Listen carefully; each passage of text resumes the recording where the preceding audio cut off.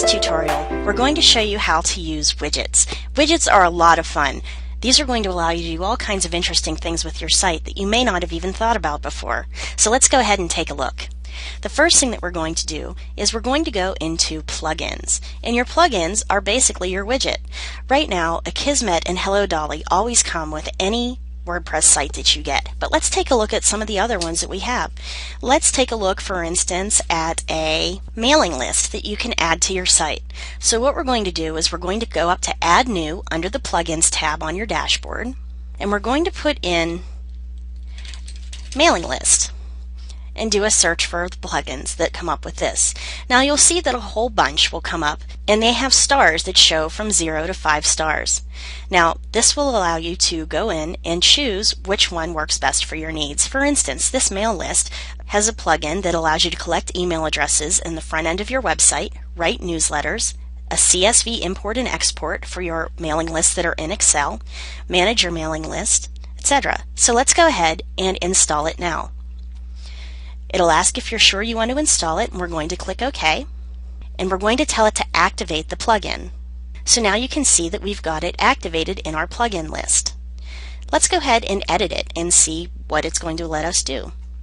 Now this will take us to the PHP page. Again, keep in mind, if you're not sure about writing in PHP format, then you don't want to go in and change any of the files here.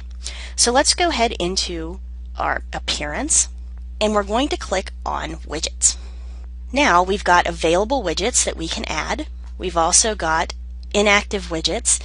If you don't want to keep them in your sidebar, but you want to make sure that all your settings are the same, you can click and drag these down into the inactive widgets box and drop it. And if you want to bring it back, just click it, drag it back up into your sidebar box, and drop it.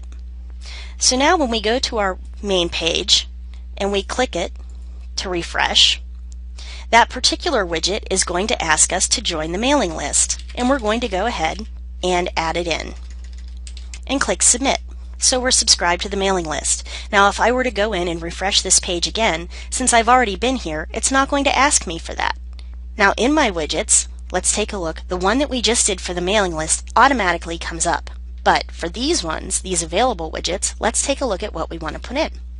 You can put a links page that you would drag over, and you don't just have to put it in the sidebar. With this particular theme, you can also put it into footer area 1, footer area 2, or footer area 3. So let's go ahead and put our most recent comments into footer area 1, and you can put a title, and it will ask how many comments you'd like to show below. Right now I'm just going to leave it at 5, and I'm going to click Save. Now you can always delete this, or you can close it. So going back into my page, I'm going to refresh again, and I'm going to scroll down, and since this is one of my pages, I go to the bottom, and it's going to ask me to leave a reply. If there were already comments in here, I would just go ahead and click on Post Comment. Now at the bottom of my page, this is the first comment shows up as the first comment. Now these widgets are really customizable. You can find things that do pretty much anything you want it to do. But the important thing is to remember to go in and change the widgets the easy way. You'll want to go into Appearance and then into Widgets here. If you go into Plugins and you click on Editor here, it's going to take you to where you'll need to know HTML to learn it.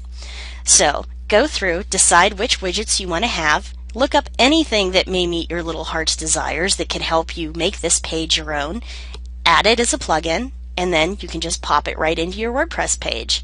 So I hope you enjoyed this tutorial, and it's really going to help you to get in and do some experimentation. And remember, with the widgets, to get rid of them, all you have to do is go into your plugins page and delete them, or go into your Appearance widgets page and deactivate them, and then it's gone.